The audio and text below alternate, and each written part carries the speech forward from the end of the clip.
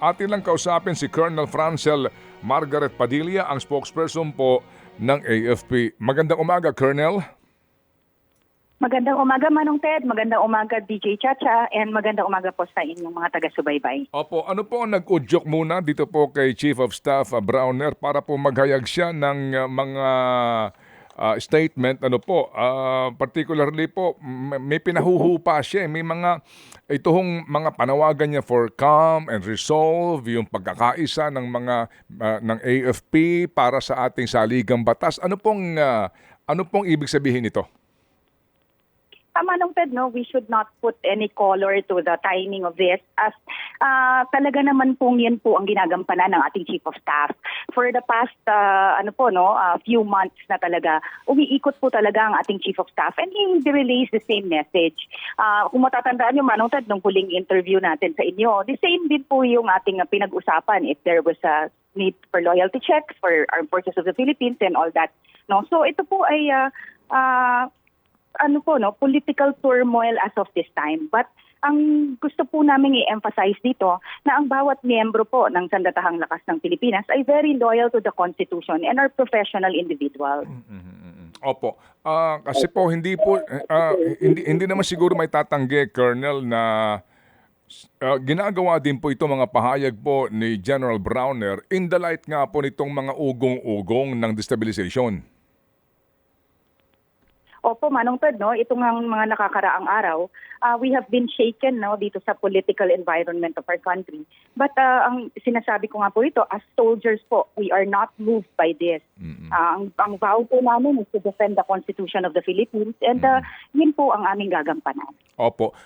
Ma'am, sa ngayon po, ano ang status, ang estado po ng AFP? Kung meron man ho kayong mga tawag sa mga, kung ano man pong, alam niyo na, kung merong red alert, may blue alert, may white alert. Sa inyo po sa AFP, ano pong estado? Manong Ted, as of this time, red alert status pa po kami. But this is not brought about by any of the, itong recent political na usapin. Kundi dahil po talagang dumaan tayo sa napakaraming bagyo. So kung makita niyo po, hindi pa po tayo tapos bumangon dito sa effects po ng mga malalakas na bagyong nagdaan. And so hindi pa po nalilift na natatanggal po itong red alert status po ng ating hanay. Okay. Sige po. So red alert status dahil po sa pagtulong sa mga lugar na sinilanta.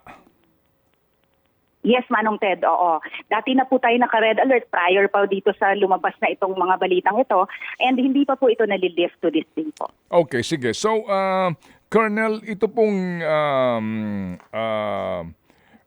itong mga nangyayaring disinformation sa ilang pong social media medium, ano pong ginagawa ng inyong tanggapan at ng buong AFP para ito matigil? Kasi tuloy-tuloy po ang mga clickbait . Alam niyo yung mga misleading video na militar sa Mindanao, lumipad na, papunta ng, alam niyo yung mga ganun, yung mga clickbait ba? Para po yung mga tao hindi man hong basahin ng kompleto, pakinggan ng kompleto, meron na kaagad iniisip na may nangyayari nga pong gulo. Yes, Manong Ted, no? Itong ang mga lumabas na itong mga fake news na to, atin nga po itong mga inaksyonan. Naglabas na rin po tayo ng mga advisories on this. Sa hanay po namin, we have been conducting troop information and dissemination tungkol po dito, para maalam po ang bawat miyembro ng Sandatahang Lakas ng Pilipinas. And dito po sa ating mga kababayan, napakalaking tulong po ninyo, Manong Ted, ang mga media, to help us in responsible journalism, in helping us also to disseminate the right information out there. Opo. Paano po, ma'am, yung pong mga medium na ito, meron ba kayong ginagawa sa kanilang ugnayan? Dahil maliban po sa inyo, marami pong kasing mga nagkalat ngayon na disinformation, misinformation at fake news dito po sa mga medium na ito. Meron ba kayong official po na ginagawa para to communicate with them sa management po nila? Yes, Manong Ted, meron po tayong necessary units that are in charge of this. Ito po yung mga mandato nila.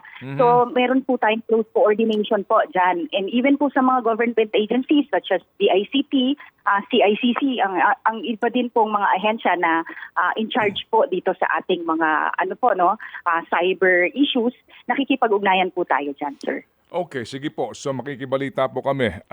Meantime po, kung mamarapatin po ninyo, no, bagamat kami po nalulungkot dito po sa balitang meron pong isang kawani.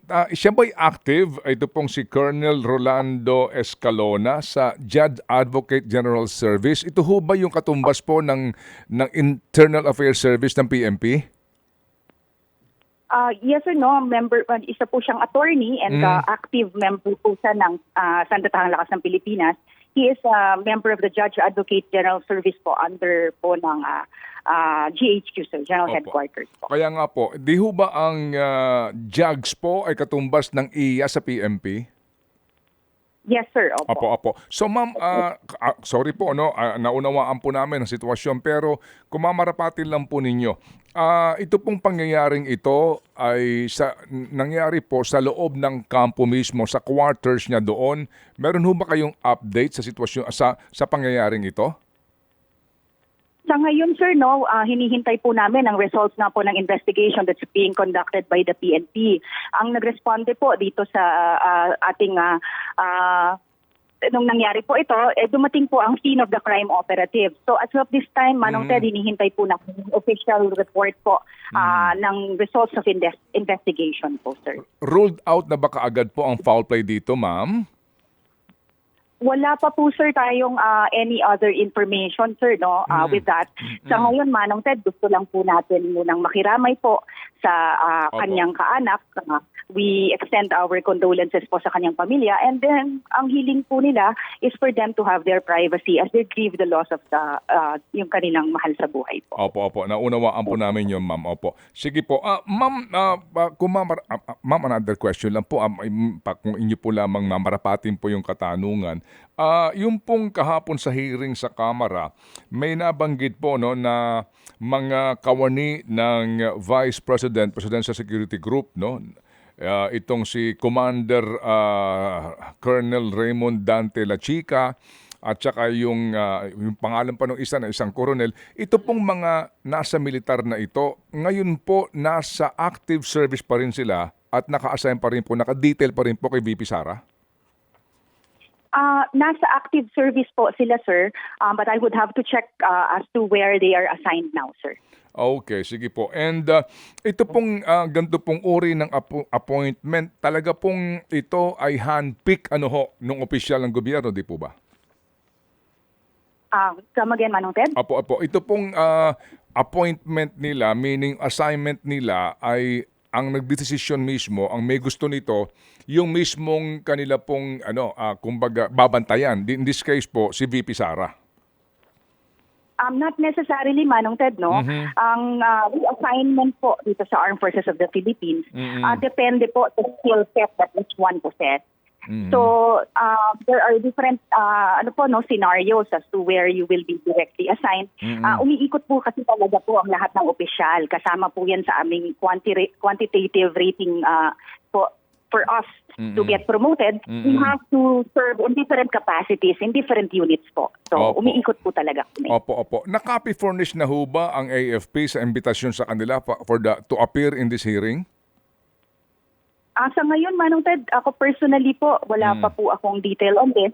Babalikan ko po ang inyong inyong office on this, sir. Opo, sige. We respect that. Sige po. Ma'am Colonel, salamat po na marami. Baka lang po meron kayong mensahe sa inaabot ng ating broadcast ngayon because we're broadcasting nationwide dahil po sa Signal TV at sa aming po mga himpilan. Sa lahat po ng mga miyembro ng AFP na nakikinig po ngayon sa aming programa, lalo na po yung mga ngayon, nakabakasyon, nakarelax po sila dahil nga po sa naging pagod sa nagdaan po mga operasyon, ma'am. Go ahead.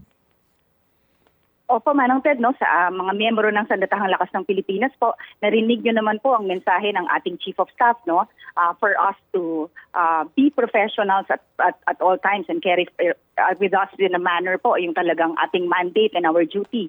Andito po ang loyalties ng aming Sandatahang Lakas ng Pilipinas sa flag po, no, at sa ating Constitution. Ang Armed Forces of the Philippines po ay nananawagan po, no, sa ating mga kababayan na magkaisa po tayo sa pagkilala po ng kahalagahan ng AFP po bilang ang institution na barometro po ng katatagan. Sir, ang AFP po, we have been able to maintain the trust rating over any other government agency, sir, no? That 8 out of 10 Filipinos trust the AFP and hindi po natin gustong masira ito. So we request po respectfully, sir, no, for the AFP to be isolated po from political issues. Amen. Amen. Sige po. Salamat po na marami, Colonel, sa inyo pong panahon at muli kaming tatawag kung kinakailangan, ma'am. Yes, sir. Anytime po, sir. Nandito po kami para po marinig ang boses ng Sandatahang Lakas ng Pilipinas. Maraming salamat po. Thank you so much.